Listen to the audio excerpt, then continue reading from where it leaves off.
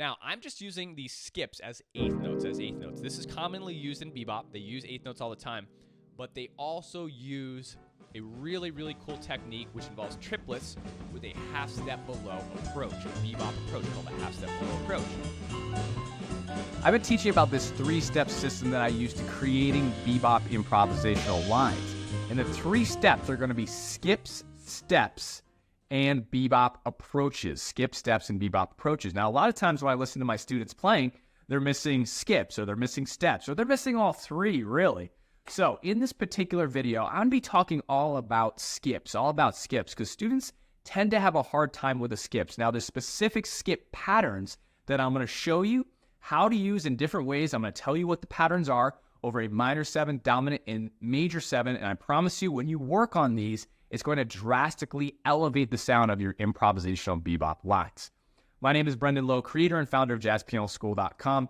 Don't forget to check out my 2 live teaching programs that are now open.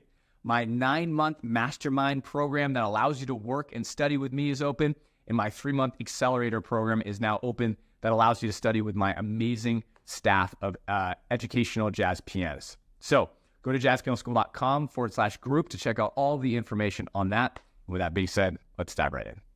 All right, so I'm going to be talking about triplets and skips, more importantly, skips. Now, when I hear beginner to intermediate students improvising, even if they sound really, really great, I still really don't hear, most of the time, enough triplet usage being displayed. And that's going to be demonstrated through skips. Now, if I take a minor 7 chord, again, the student could be playing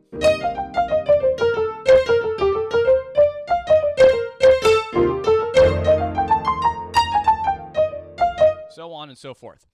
No triplets being played and not many skips. Now, by skips, I mean thirds, blocks of thirds. And these are going to be combinations of thirds that move up at least 3 notes. I could play a skip like this. Right? That sounds great. I started with a skip here and then came down with steps. Now, again, just to kind of revisit, I say this a lot, but I need to keep saying it for everyone.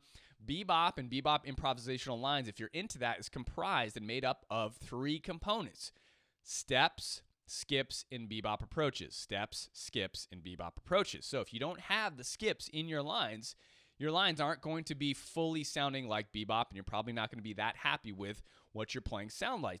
It's because you're missing this really, really crucial component that makes up bebop. So when I go to play bebop, I can start skips with a couple of different types of patterns, and I'm going to show you those patterns right now. So in all minor 7th chords, I can use the 4 chord tones to create my first skip pattern. So I'm just going to outline the chord just like that. 1, 3, 5, 7. Now from here, once we've used a full skip pattern, we don't want to keep skipping.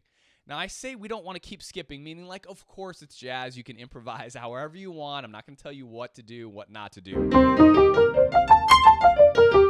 could totally do something like that. It would sound great, but that's not what I'm getting at. I'm getting at the basis of the foundation to building solid improvisational bebop lines. And 99% of the time, when you hear bebop lines being played by Charlie Parker, Bud Powell, any of these great guys, they're doing small passages of skips that lead into steps, It's the majority of the time. So if they were to do a skip passage like this, involving 1, 3, 5, 7, they would now go to a passage of steps right after. Now that can be up or down. Now what notes do you think they're going to use for these steps? Well, that's a great question. They're going to use notes from the corresponding mode or scale that relates to the chords. Now, I ask you this, do you think it's important to know the notes that are contained in the corresponding mode or scale that go with the chord? Obviously, yes, because if you do a skip passage like this, and then you have to go up the scale and you don't know what notes are in the scale, you might go, right? That sounds pretty bad, right? And that's all because, we don't really understand the theory behind what notes in a scale relate to the notes. The chord. So I'm going to do a skip passage here, and I'm going to go up the C Dorian scale. Fantastic bebop line. I would use that. I would play it. It's a professional line right there. Even though it sounds basic, it's a professional line. might continue into my next chord. Right? Now, if I use it in context like that over 2/5, you're like, oh yeah, that does sound pretty good. Right? So I'm going to come down with my skip passage now. Maybe I go.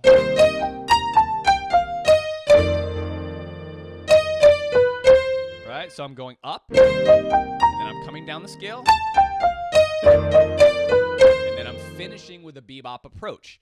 So I'm using all three of the crucial bebop components that I told you about. Skips, steps, and a bebop approach. Skips, steps, and a bebop approach. Are you using all three of those components to build your improvisational bebop lines? If you're not, that's probably why your improv lines don't sound the way you want them to, okay? So I've just used one of the patterns. I've demonstrated the different ways to use the skips with this particular pattern. Now, the other patterns I'm about to show you, you can use them in the same exact way.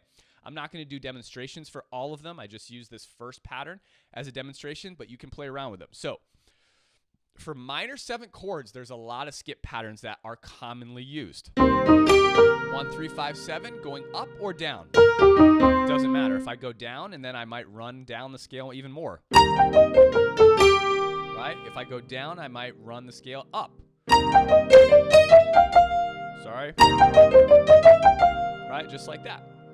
Okay? So essentially, when I'm using the skip pattern, no matter which direction you use it in, you can run it up or down after you've used that skip pattern. You can run up the scale or down the scale after the skip pattern. But just remember, after that skip pattern, you want to go into your steps. That's going to be the best way to create the bebop sound. Here's your next skip pattern. 3, 5, 7, 9 of the chord that you're playing. So now I'm playing 3, 5, 7, 9. This is my new skip pattern. So I might go. Right? And again, if I come down, see that? So I'm coming down with my skips, steps, and bebop approach to finish into my next chord, right? This is truly the simple equation to creating masterful bebop lines. It is simple, but it's hard to integrate, and it's hard for students to practice and understand all of these elements to the point where they're coming out fluidly and spontaneously in their improv. That's the most difficult thing. 3, 5, 7, 9. We have another pattern. 5, 7, 9, 11. This is a great one as well. 7, 9, 11, 13. You get more of a Bill Evans-y sound with this one. It sounds fantastic. Okay, now those are the most common skip patterns. I'll say it again. Those are the most common skip patterns. Are there more skip patterns? Of course there are, and you could make them up as well. But if you're not using these, you want to start with these and integrate them into your playing until you're comfortable with them and you're using them pretty accurately, pretty fluidly, pretty consistently, and then you can start to mess around and create more of your own. Let's go to a dominant 7th chord now. Well, let's stay within the key. So I'm on my C minor 7. Let's say I go to an F7 here. There's really only 2 common skip patterns that I see in bebop used. That's going to be 1, 3, 5, 7 and 3, 5, 7, 9. Sorry about that. 1, 3, 5, 7, 3, 5, 7, 9. Now again, you can use these coming down. You can use them going up. Okay? Those are the most common over the dominant, and over your major 7, you have 1, 3, 5, 7 and 3, 5, 7, 9. Okay, now 5, 7, 9, sharp 11 is used. This is going to give you a little bit more of a modern sound because you have the sharp 11 on top. If you want to stay more within the bebop, traditional bebop realm, you can just use 1, 3, 5, 7 and 3, 5, 7, 9. So your goal here is to integrate these skips into your playing with a mixed balance of steps and then with your bebop approaches. Now, the bebop approaches, as you saw here, are used to get yourself into the next chord. Skips, steps, bebop approach. Right? So my bebop approach gets me into my next chord with some tension and release, and in the middle of the measure, I have skips and steps. But again, if you're using 90% steps and 10% skips, it's going to sound unbalanced. And vice versa. If you're using 90% skips, 10% steps, right? It's going to sound unbalanced. So you want a nice 50-50, 60-40 balance of both of these, right? So experiment with that, work on that, practice in one key, just one chord alone, practicing creating lines just over a C minor 7, using some skips to steps. skips to steps. And you can go the other way around. You can do steps, right? So I did steps first this time. Skips, and then into my chord tone of my next chord. So it doesn't matter. You don't have to do skips first. You can do steps that lead into steps, and I recommend experimenting with both those. The last thing I want to talk to you about is the triplet portion of this, because I mentioned that up front.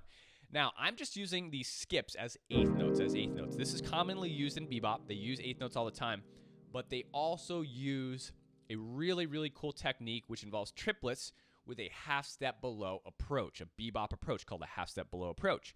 So instead of just playing your steps 1, 3, 5, 7 like this as eighth notes, 1 and 2 and 3 and 4 and 1, right? We're going to use a half step below approach on the upbeat of 1 that leads into a triplet. So I'm going to go 1 and 2 bullet, 3 and 4 and 1. So again, I'm still using skips that lead into steps, but my rhythm is different. My rhythmic equation is different. I'm going 1 and 2 bullet, 3. Now this is the true, very, very like 90% common rhythm. It's the 80-20 rule. If you learn this one particular rhythm that leads into skips, you're covering the majority of classic bebop lines, right? This is all you need. Now, if I do that with the other skip patterns, it will sound like so. So again, I'm doing a half step below approach into my first note of my skip pattern, right? And then I would go up or down in steps. Right, and then finally, here's my last pattern. I'm going to use half step below approach into that. Okay, this is the same for our dominant chords as well. And then for my major 7. Now, commonly this pattern is used going up, used going down. It's not commonly used going down. Did I say down before? It's not commonly used going down. It's mostly used going up. So you wouldn't really hear, but you could. You could totally do it. Again, I'm not saying you can't do it. I never want to tell you can't do something in jazz, because it's up to you. It's an art form. It's expression. Go for it. Try it.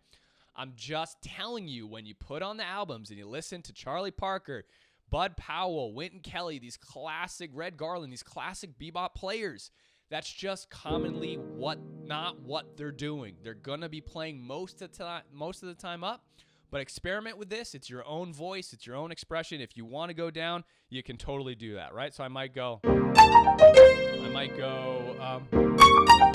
right? It's up to you. It's totally up to you, okay? So that's how you're going to use the triplets. I'd practice and isolate the patterns first. So just practice your patterns first. Just practice your patterns for one chord, and then practice leading them into your scalar motion. Right? And then finally, you can start to incorporate some triplets if you want. And then finally, after you've done that type of practice, you want to lead it into a new chord by hitting a chord tone on that final change. So 1 and 2 and 3 and 4 and 1. So if I'm practicing over a 2-5, you want to lead your 2-5, or lead your line, into a chord tone that's landing on the next chord that you're going to. In this case, an F7. So I'm landing on the root of the F7. Right? 1 and 2 and 3 and 4 and 1. If I use a triplet, it would sound like this. 1 and 2 bullet, 3 and 4 and 1. I'm using a bebop approach here, a chromatic bebop approach, to get me into my root. Now, if you don't know your bebop approaches, that's okay. Don't use them yet. Just practice your skips and steps. And if you can gain a really solid foundation just using skips and steps, this is my sequential step-by-step improvisational teaching system. We're just going to use skips and steps first, gain control over that, and then learn our bebop approaches and start to integrate them into our skips and steps for a total pure bebop sound. Okay? Hope you guys enjoyed that, and I'll talk to you soon.